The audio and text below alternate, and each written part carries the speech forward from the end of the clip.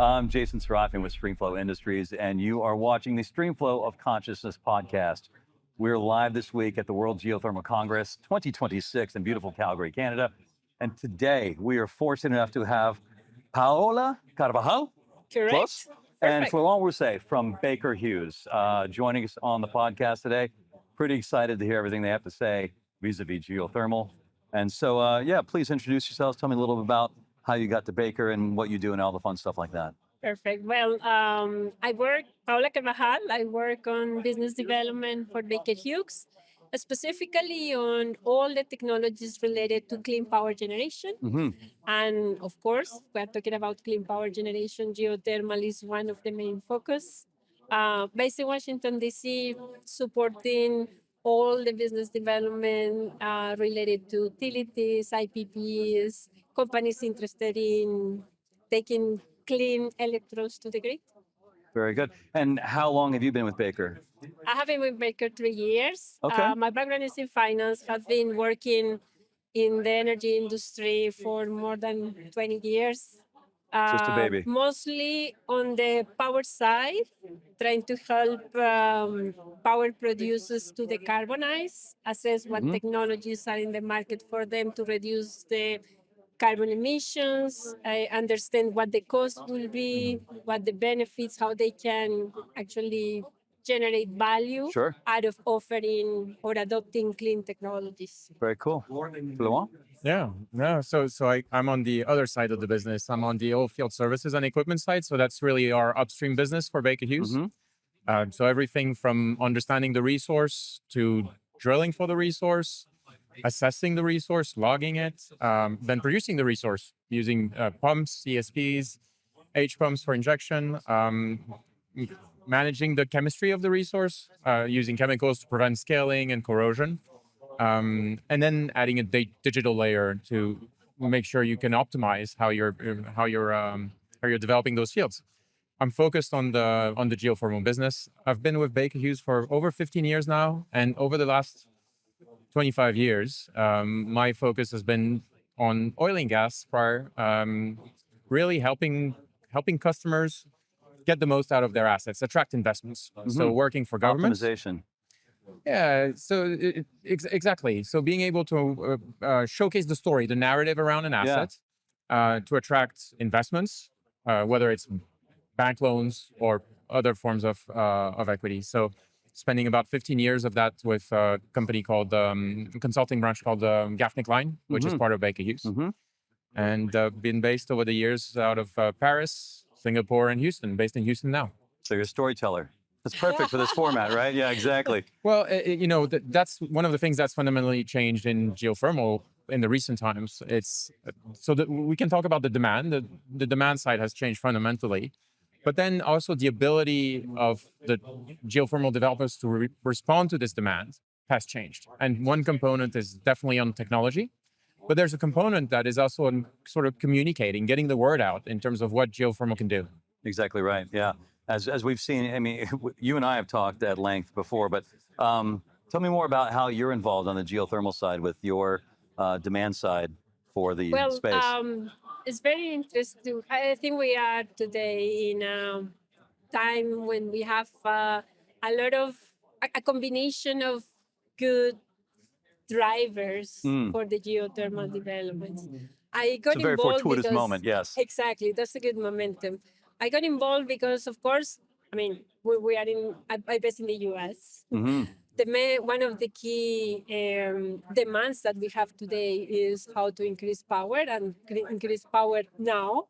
So increase the power, bring clean power, and bring baseload power. Baseload is key. So when you have those three combinations, that's when we start to think, okay, of course, we have different resources to comply with that. But geothermal today is probably one of the key options that IPP, independent power producers, utilities are interested to develop because they see this demand increasing, not only for like just power, but with the components that we mentioned, no? Clean and baseload. So that's what I got into geothermal as a solution Hmm. for the power sector to say, well, I can bring additional power for the whole AI revolution, let's say. Yeah, and I think too, it's been giving. I've been hearing more and more as we talk to folks. Like it's been giving regions, sort of an autonomy, a control, instead of having to, with some geopolitical things that happen lately, like getting That's flow very of good. energies into where you need it has not been easy. But if it's under your feet, you're like, let's turn it on. And so that's been kind of a recent development that has shown some demand from folks that I talked to with various countries and things like that. But I think that will allow, and overall, kind of pivoting a little bit, like I think that it will allow, people that live in remote areas or people that are in impoverished areas that, need to, hey, let's have, the ability to grow some crops or have some schools function, things like that, to be able to have it right there is going to be super interesting. Yeah, But and maybe just on that, there's a lot of those demand signals that are coming in at the same time, but they're not necessarily the same everywhere in the world. that's correct, 100%. So you've talked about the electrification, the demand coming from AI, and that's been largely a US story. Yes. Demand for speed. But in Europe, there's a boom as well in the demand for geothermal, and that's probably less about power in some cases and more about direct use. Mhm. It's more about decarbonization, and as you said, it's more about resilience, autonomy, exploiting the resource you Yes. have underneath, within your scope. I was on a panel just yesterday. One of the other components was we discussed were around mining, the ability to decarbonize some component parts of mining by using geothermal heat. The other one was around military, Department of Yes. Defense opportunity to bring power to remote locations. Yeah, I mean, As a good alternative to nuclear and other. well, even the sources. U.S. government is starting to experiment with putting geothermal wells on, bases to see if they can make that work. So Exactly. see how that turns out. But yeah, I mean, the data centers are a big driver of all this, right? Everybody wants to make their memes and everything like that. So, I mean, are you finding who is the biggest demand coming from, I guess, as far as for geothermal power from your perspective? No, definitely the data centers are one of the key drivers just because they need power fast, clean, and baseload power. And I think geothermal in particularly is usually was seen like this, resource that will take a long time to develop. Mhm. Now, in the current environment, when you think about the potential power sources, and let's think about natural gas, for example, as a Sure. comparison. Sure. So, okay, you can have natural gas easily accessible in several areas, but then you have a long lead time to get your turbines today.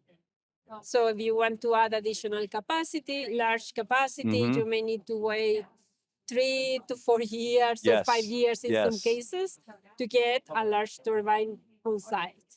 Now, when you think about ORC's steam turbines, we're still at a lead time that is attractive. In our cases, like 18 to 22 months. Yes. So if you compare that with natural gas, well, people start thinking, Yes. well, maybe it's long, but not too long.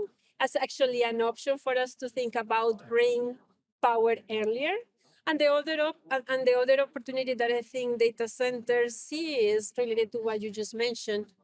I have this land that I have secured for my data centers. Mhm. How about I explore what I have underneath? How about I don't need to wait to bring, the whole power from far away? And I start thinking maybe there is an opportunity to have a power generation co-located that. to my site. Yeah. Which is something that has not been easily to prove before, but now with the evolution of the technology, we can say, yeah, if you find heat, then there is an option to bring that power right next to your data Exactly. center.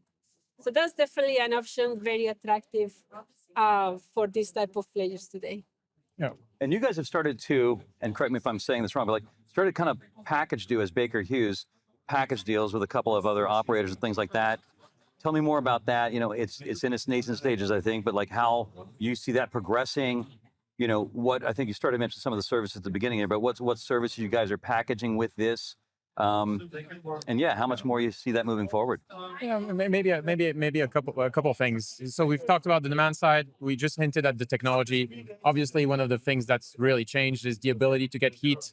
Maybe not quite everywhere just yet, Right. not even economically, Right. but go beyond traditional areas of geothermal. Go beyond the ring of fire. And so with new technologies around enhanced geothermal, advanced geothermal, super hot rock, you can co-locate with those facilities. You can bring power where it's needed, and it's easier to export the tokens than to export the power or to export the heat. So we're talking about timelines, and that's one of the key components around this integration. Is we have the ability to compress timelines even more so as we work together across the value chain. To make it very tangible, some of the discussions we're having with our customers are, instead of being sequential, they're very much in parallel, and instead of being very linear, they have an iterative aspect to them. So, for example, we're engaging with some of our customers who are at the beginning of exploration stage, and we're already talking about ORC design. As you should. Yeah, that's the parallels, right? Exactly. It's everything everywhere all at once. It's what we've referenced a few times on this podcast, because the whole space is moving so quickly. You don't have time for sequential. You know, you've got to do it all. And I think it's, I mean, in my opinion, like, it feels like a very beneficial offering to these other operators to be able to come in and have you guys turnkey some of this stuff, and then just, you're going to have lessons learned from your history and other facets of energy. Bring it all to this and being able to deploy it. And it's not only, I mean, of course, speed to power is the key. So if we can make it faster, it's better. Yes. And also what we have been learning within using the overall, portfolio of Baker Hughes that is active on the subsurface, on the surface, is also an opportunity to optimize in terms of cost. Yes. Because then you're thinking, okay, this is the electrons that I need to the grid. So I optimize my power plant, and I even optimize how many wells do I need to produce that power. So as you say, from the very beginning, we're thinking, well, the objective is power to the grid or power to my data center. How do I get in parallel all the different components to make that happen as soon as possible and with the most cost-efficient pathway possible? Yeah. Optimizing both, which is I mean, probably for some people is like, well, obvious, but it didn't happen before, because before we were thinking, well, first I understand my subsurface, then I do the exploration, then I do my appraisal, then I think about my power plant. Oh yeah. And lengthy. That was like a long time, and everybody, of course, in the industry is related to that. But I think that the change of approach to make the project faster, to start working in parallel, generates a lot of value for what the power market needs to do. And this era of modern geothermal, I think, is still in its early stages. And as the supply chains develop, right, I think we'll see efficiencies made in cost and in timing and everything like that. Because I know, speaking with the folks from Iceland, they're saying like anything takes them over a year to get, because they're also island nation and all these things. And so as you're able to get, there was were you guys at GRC last fall? Yeah. Google sent a representative out whose 3-point plan was like, make it faster, cheaper, and American, at least, speaking to that crowd, American product, right? Because they can't go fast enough. Exactly. And they've just got to, the electrons to the grid is so critical right now. But it's a cool thing. How's your experience at this conference been so far? Just one thing I wanted to add, because we've talked a lot about speed. We've talked a little bit about cost, but that's an area on optimizing the whole system. So that's an area there's still a lot more work to be done, both in terms of having a digital layer, really, to optimize the full assets. Everything from your injection wells, your production wells, your makeup water, your chemicals, your pumps, all the way to the ORC. And so that's some value that remains to be unlocked, and reducing the parasitic load on those on the overall infrastructure. But the only other part that I think is really important is the uncertainty. Managing to reduce the uncertainty and doing it fast in order to unlock financing, in order to address, to help our customers accelerate their development by unlocking financing, the right time of financing at the right time. Now, Florent, you talk about digital layer. Do you guys have, or are you developing like a bespoke, integrated digital solution that would sit on top of all this? We do, and so we like in many cases, we have the ability to leverage some of the work we've done in different sectors, including oil and gas. And so we have the backbone of a lot of those.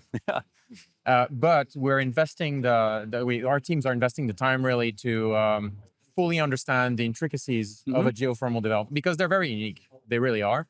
The types of measurements, the types of etc. And developing something that's that's, as you said, ends up being bespoke and completely adapted to the needs of the geothermal So right now community. you're at 1.0. And, You know, and, yeah. and the connection between the upstream and the power generation, I think that's quite unique. That's Quite unique, yeah. But it's very cool. Yeah, and of course, talking about building on capabilities, Baker on the power side has been designing power islands for many, many years, also for oil and gas players, LNG players. Baker developed their own power management system. So if you think about the connection between what we have on the subsurface with this power management system, understanding how the power needs to get to the grid is what makes it really strong. Yes. Because then you have in one digital layer a way to understand and manage the integration of both and how to optimize again the power to the grid. Yeah. And eventually it's seamless, right? That's the idea. Yeah. And so sorry, I realized I didn't answer your question earlier. No. Conference has been great. Yeah. Yeah, I've seen you guys have been busy at the booth, so. Lots of great discussions at the booth. And I think haven't you hosted some panels or something, or been on a panel? Yeah. So I hosted a panel on Monday, and Yeah, I participated in a panel on Monday, and we discussed how to speed up geothermal development. Critical, So yes, we have been critical. discussing how to make it more predictable. And I was really happy to have like a lot of, see how the audience were really interested in that discussion. So it was like a really good way to understand from different perspectives what the industry is doing from the developer perspective, from the OEM perspective, technology, finance, how to make this happen faster. Yeah. And how would you compare something like WGC to GRC? And just on the panel, sorry, I can't help it. Of course, Jason. of course. One of the things that was we had our fellow panelists were fantastic, and they covered the whole spectrum. So we had somebody who was doing direct use geothermal in the Netherlands. We had somebody who did super hot rock. We had somebody who did AGS. We had somebody who did EGS, and we had critical components of the supply chain around ORCs and OCTG. Exactly. So it really. It was a sort of all the whole ecosystem almost being together at the same places. But the discussions at the booth has been very good as well. It's interesting. One of the conversations that keeps coming back is that the North America is really forging ahead, Yes, innovating in an incredible manner. There's very exciting things happening everywhere in the world. But one of the questions is, how much of that innovation can be exported? To where, how quickly, and what are the key success factors? What are the key criteria to replicate some of the successes we're seeing here, early successes, but how replicate those in other parts of the world? well, I think the collaboration is one of the key points, right? And I think that's one of the big takeaways we've heard from other folks is that, it doesn't feel like a regular conference where it's just people handing out resumes or trying to get squishy balls, right? There's not enough time in the day to have all the conversations you want to have, which is such a rare special thing right now. Like we're having this one here. You walk down the hall, you're going to talk to somebody else, and it's all about progressing the same message, right? And progressing the same source of energy. And so it's been super cool, at least from my side. I don't know if I presume you've had the same situation based on how you talk about the panel. Yeah. And then when you start looking about exporting this to all over the world, like I even talked to the Icelanders, they're talking about almost acting as an operator now and drilling outside of Iceland in other countries and drilling for geothermal. So yeah, you were going to say. Yeah, no, the only thing I was going to add, and it's, for somebody who's relatively new to geothermal, one of the things that's unique in this industry is how collaborative the different companies are. Yeah. Extremely. Because the success of one compounds and creates a new baseline for the success of the next player. So we're really at a very unique time. I liken it to tech startups, right? I've got a bit of exposure to tech startups, and the vibe, the people, it definitely doesn't feel like oil and gas shows, right? Oh, no, or no, those no. kinds of conversations. The collaboration, because everybody wants to do the whole all boats rise thing. And whether it's because they're using different technologies like AGS or GGS or super hot rock or whatever, everybody's sharing information right now, and like one of the examples I like to use is the Forge project, right? Because they're like, hey, bring us your wildest dreams, our partners, and we'll go do the deal. We'll report back with what our findings are, and then you spread that out to your projects and your communities and all this stuff. So it's kind of it's a super nice collaboration vibe, which is permeated I think the space. in the geothermal space in particular. And in this conference, you see like independent power producer, really like well-known companies trying to understand and see how they can get in. You can see like the traditional oil and gas looking to Oh yeah. leverage all the knowledge they have on the subsurface and thinking about the power. You have all the startups, you have all the service providers. So it's the financiers. It's really an environment of collaboration, sharing information, Yeah. how to make the projects happen, how to help how to enable the projects. Because that sort of acts as another parallel, right? We talked a Exactly. moment ago, because if you wait, it's going to take too long. Let's share information now and make everybody wind up in a good spot, I think. Exactly. Yeah. No, that's a great environment for this type of Yeah. discussion. What do you guys have on deck next? What's next for Baker in this space? Yeah, so quite a bit. As you said, it's really an inflection point. I think there are some interesting events coming up in other parts of the world. So we'll be spending some time in Asia Pac. We'll be spending some time in Europe. We have a strong presence in Europe. We have a strong drilling base and our own drilling rig and a couple of geothermal wells in Celle in Germany. Okay. So that's been we've been having some really good discussions there.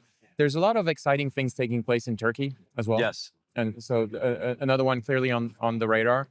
And then GRC in September. That should be an incredible event in Houston. Should be action-packed, yes. Yeah, and then Yeah. this one is in Kenya in 3 years, which, usually it's every 5, and the fact that they shortened it to 3, but I'm like, is that even going to be fast enough? Yeah. I mean, look what's happened in the last 5, let alone what's happening in the next 3. So it's very exciting times. Now it's very busy time. I think most of the people have seen also for the announcements. We have been working with large players, small players to enable the development of the projects. So there is, I focus on the US, but Sure. in general in North Sure. America. So for me particularly, personally, coming next is a lot of work on supporting and pushing all these projects to help them move faster. No? Yeah. Do you have any other collaborations on the horizon you can talk about? Not giving out any secret No. details or Nothing we anything? can talk about. Yeah. Because I know you just did XGS, I think, recently, right? Hit the Yeah. road and lots happening. Lots Okay, lots but of hard work in the Stay road. happening. tuned, everybody. Yeah. Exactly. Well, thank you very much for coming out and doing the Thank podcast you with for us. the We invite. appreciate it. Anything in closing you want to leave everybody with? Well, I think from my side, I'm out of this conference. I'm going like very positive in the sense of feeling the momentum, feeling that let's say proving that we have all the different astros aligned Yes. in the sense of having our demand, our supply, interest for financing companies, technology developing at a very fast pace. So I just want to give to share with the audience a very positive feeling about how the industry is moving as fast as possible and Yeah. how we can take advantage of this momentum. And I just echo that. To me, the message for anybody who's not yet fully familiar with geothermal is learn. Take the time, invest the time to understand the technology, invest the time to understand the players as well, invest the time to understand the markets. And I think what everybody will find is whatever preconceived notion they have, they can throw it out the window. Yes. Things have changed dramatically. Yes. They're evolving super rapidly. There's incredible talent. There's incredible energy that's flowing through this industry, and there's investments that's taking place as well. So this is really the time to get on board. Yeah, I think so. And momentum seems the big momentum and collaborations. And who knows what other IPOs and things we see in the near future, given the rock star performance we just had over there. But so thank you very much, Florent, Paola, for coming on. Thank you so much. I'm glad we could Jason. put this together, and enjoy the rest of the show. Thank you. We'll see you at the next one, wherever that might be. Sounds good. Thank you. Thank you. Clear? All right.